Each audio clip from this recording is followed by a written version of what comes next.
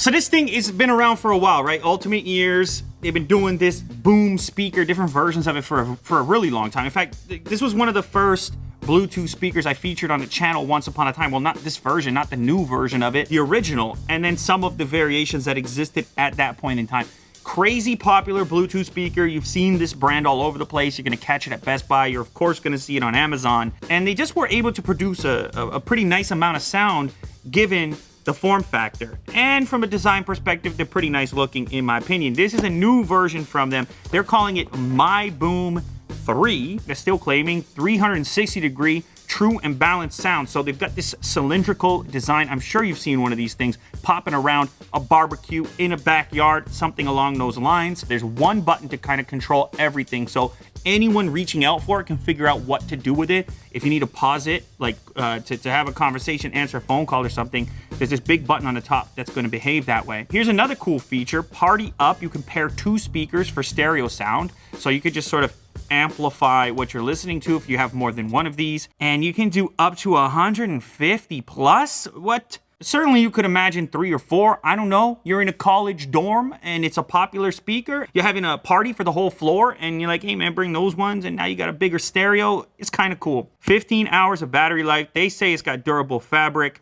customizable, drop proof. I don't know about proof. They also say waterproof, IP67. I'd say resistant. One more time. Let's see what color we got, because typically these things come in different colors. They've always had this cool artwork on the packaging as well.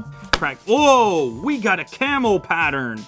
Oh baby, that's cool. Gigantic buttons on here for volume. Part of the success of this product is the fact that it's so easy to interact with. It's got this loop on it so you could attach it to something if you want to. It says Unbox Therapy on it. It's customized.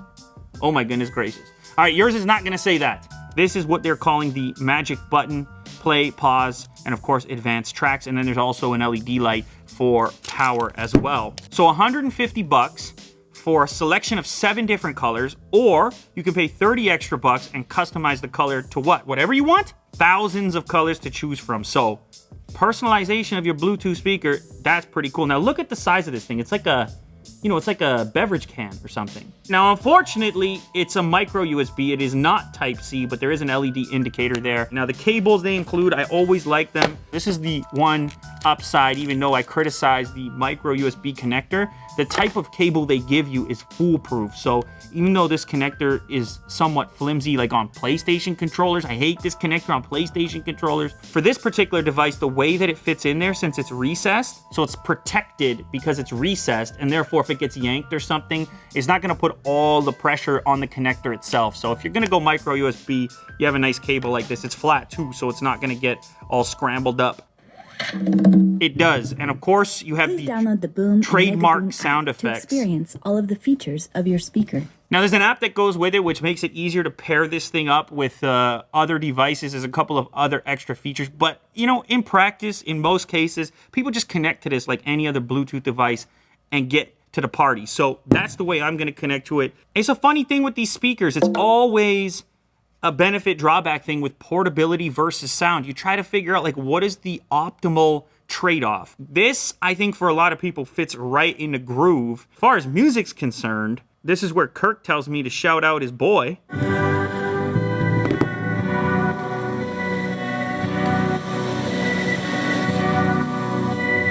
You see the volume controls working on the slider?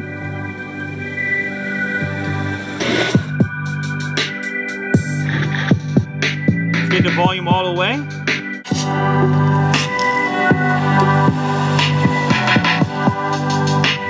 They say 360 sound, of course, there's a little bit less sound coming out the back if you spin it around, but like it's most of the way 360, pretty similar volume in each direction.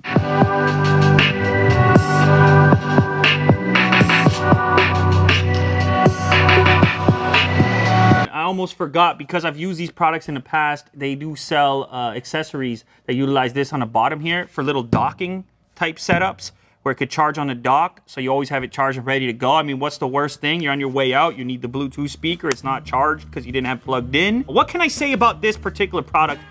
I mean, look, there's a reason that you see it everywhere, and it's not just the fact that it shows up inside of Best Buy. It has to be a decent product.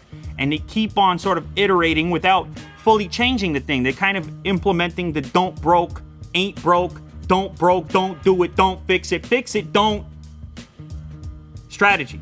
I can imagine this being very popular. I think it does strike that balance for portability and sound. It's loud enough for a party. It's not gonna knock your face off. It ain't no DVLA $3,000 speaker. If you haven't seen that video, go check it out. But it's not meant to be. It's meant to be a simple user interface that everybody can understand and a speaker that you're willing to take with you. That's the key. If you don't have it with you, it ain't much of a party.